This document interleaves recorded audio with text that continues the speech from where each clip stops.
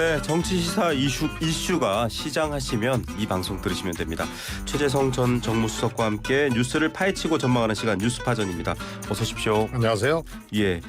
자, 지금 여야 모두 대통령 선거라는 말을 쓰지 말자라고 얘기를 합니다. 탄핵과 내란 혐의 규명에 집중해야 된다. 무슨 소리냐, 아직 대통령이 있는데, 이렇게 얘기를 하고 있지만 사실 물밑에서는 다 얘기하고 있는 것 같아요. 어떻게 보십니까? 지금 전국을 사실상 대선을 모두 염두에 두고 있는 전국이다, 이렇게 볼 수 있나요? 그렇죠. 네. 네. 그런 이유 때문인지 여러 가지 정책적인 얘기들에 대해서 굉장히 목소리들이 모이는데, 이재명 대표가 한국판 엔비디아를 언급하면서 30% 정도를 국민들이 지분에 참여하는 방안을 얘기했는데, 이른바 잠룡으로 불리는 많은 분들이 여기에 대해서 얘기를 하고 있더라고요. 어떻게 보십니까? 저거는 제가 보기에는 정책 공약 내지는 이재명 대표가 이런 걸 하겠다 이런 걸로 얘기한 게 아니고요. 네네.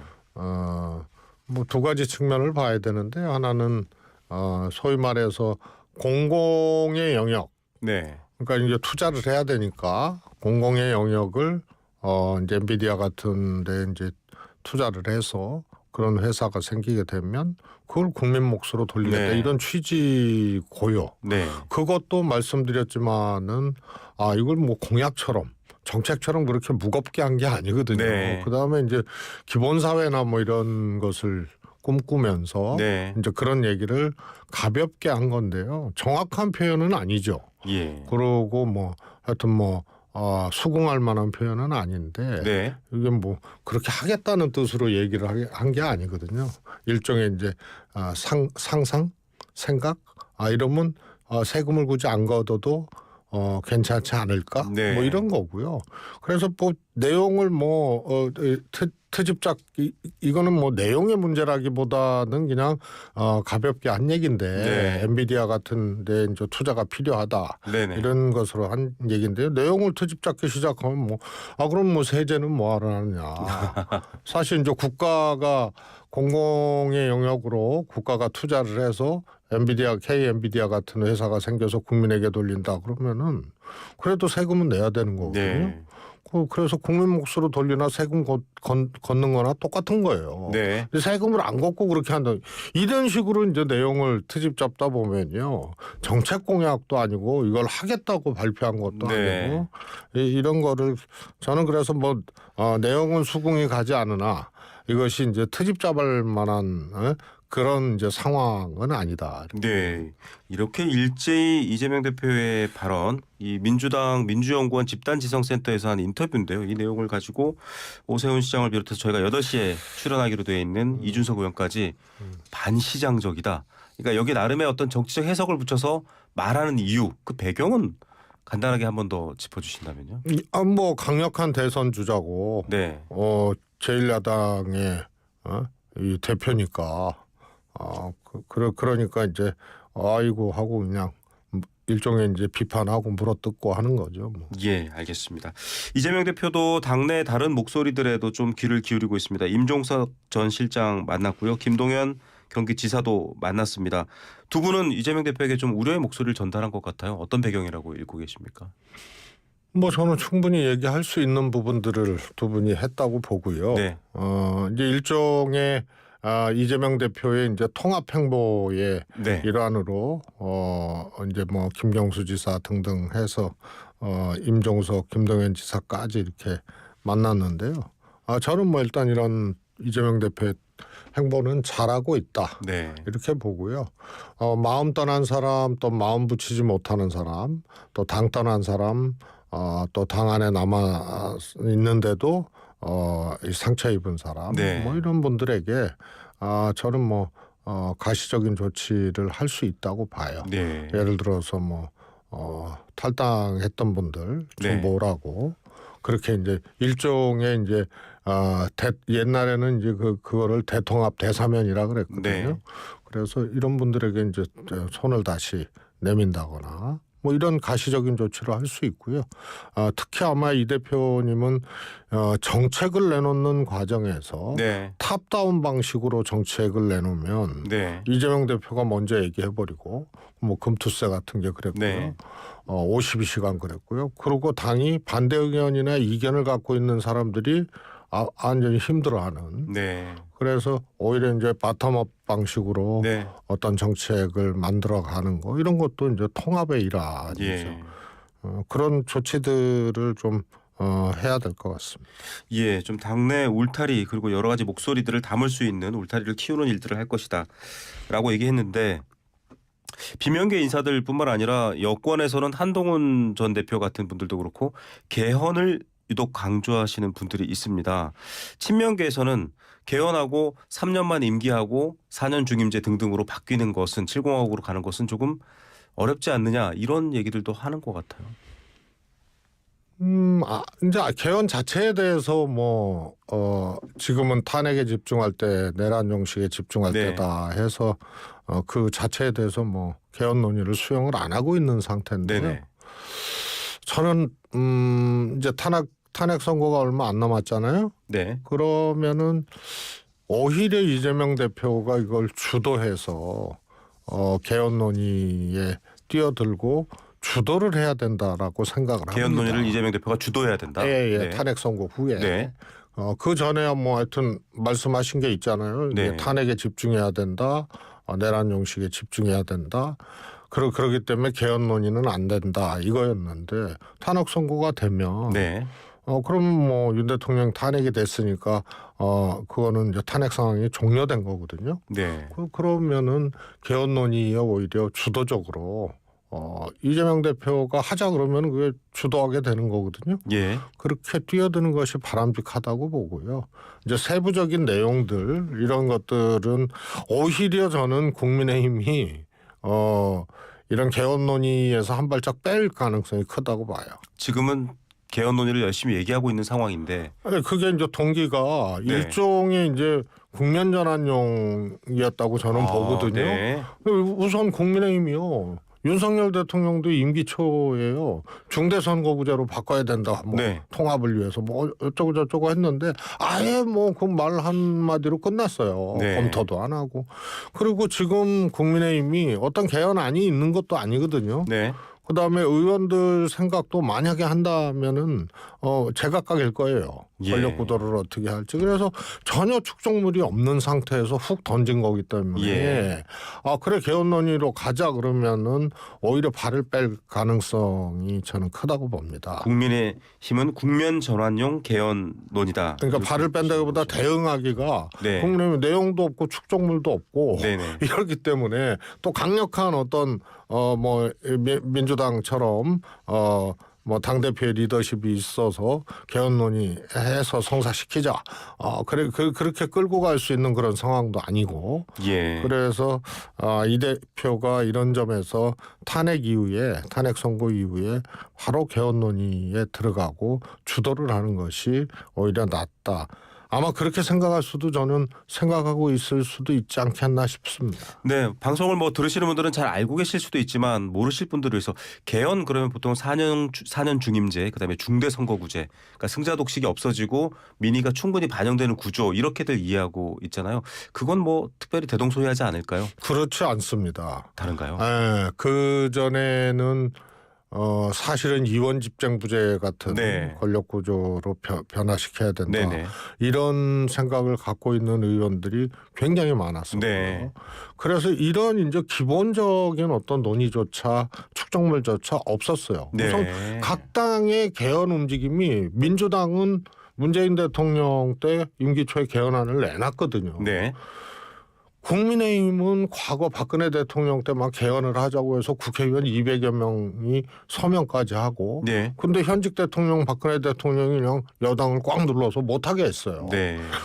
그 이후로 개헌 논의의 어떤 축적물 혹은 그런 움직임이 국민의힘은 전혀 없었어요. 네. 그래서 그거는 4년 중임제, 대통령제 이렇게 딱 모아졌다, 네. 모아질 것이다 이렇게 장담하기 어렵고요. 예. 그래서 제가 축적물 없고 이걸 끌고 갈 수 있는 국민의힘의 리더십이 있느냐 네. 이런 얘기를 한 겁니다. 예, 다양한 안들이 있는데요. 조금 더 어느 것들이 국민들에게 설득될 수 있는 대안인지 이런 것들이 더 필요할 것 같습니다.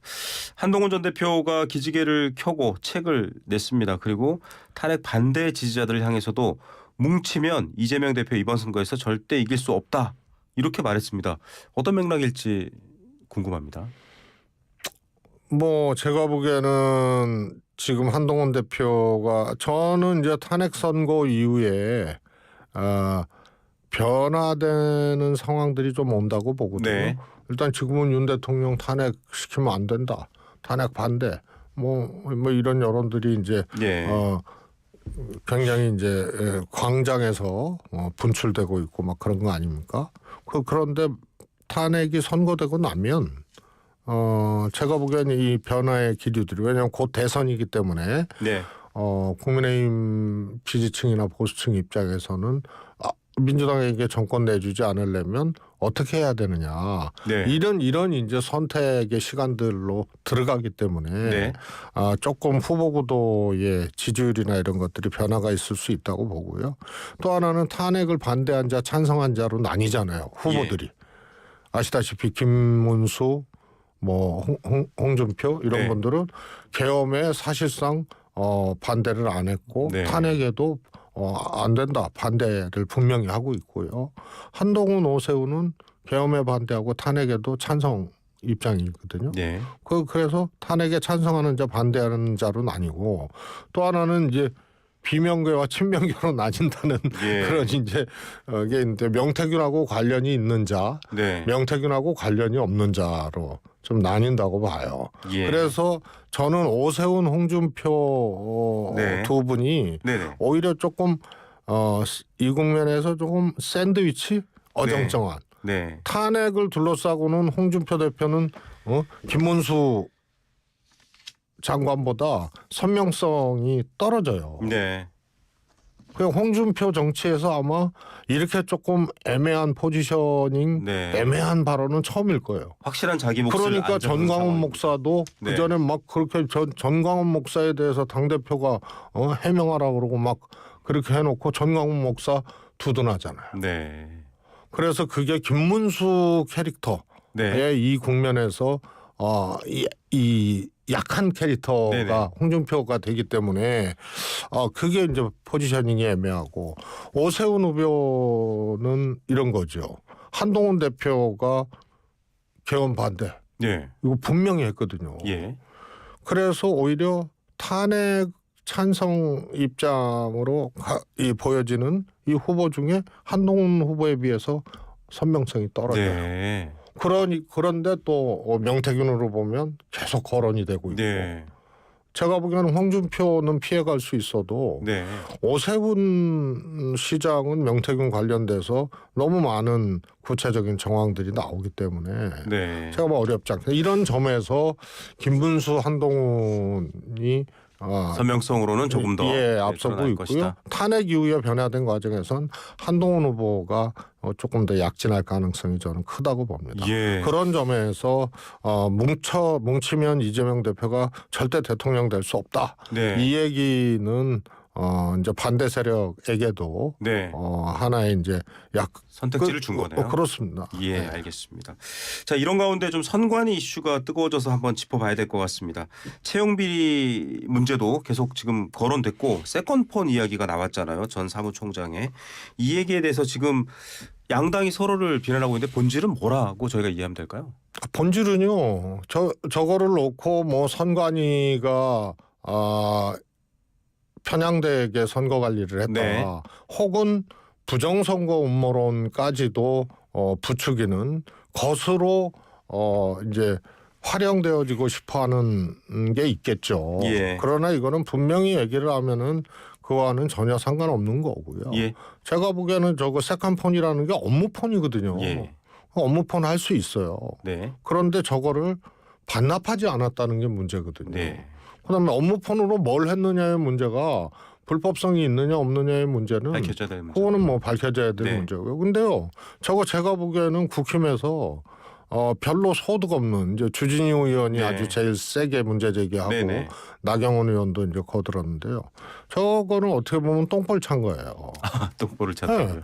근데 이분이 강화선거에 나왔잖아요. 국민의힘으로. 예비 경선. 네. 네, 그런데 그냥 등록하고 컷오프 된 게 아니거든요. 예. 근데 뭐 대선 때 사전 투표 뭐 소쿠리 투표했다 그래가지고 사퇴한 분 아니에요. 문재인 정부의 책임을 비슷하게 연결지어서. 근데 발언을 하고 있어요. 이분은요, 그냥 거기 내부 출신 승진된 케이스예요. 네. 박근혜 대통령 때도 요직했고 선관위에서 그래서 지금 선관위 사무총장처럼 네. 뭐 법관을 이렇게 사무총장으로 외부에서 네네. 임명한 그런 경우가 아니고요. 이명박 때 특히 박근혜 대통령 때도 선관위에서 네. 핵심적인 주요 역할을 했던 분이기 때문에요. 이분은 이분 자체의 알겠습니다.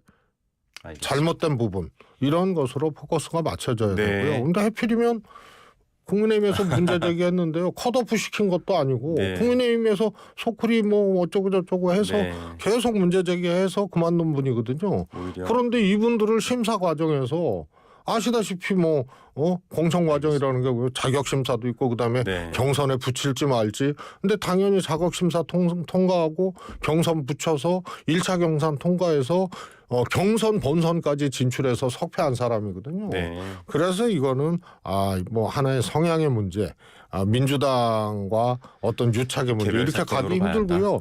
이게 지방선거까지 갖고 있었던 알겠습니다. 업무폰이기 때문에 아마 그땐 정권 교체 이후기 때문에 통화를 했다면 국민의힘 관계자들도 나올 가능성이 있죠. 예, 실체적 진실이 조금 더 밝혀져야 될 부분이고요.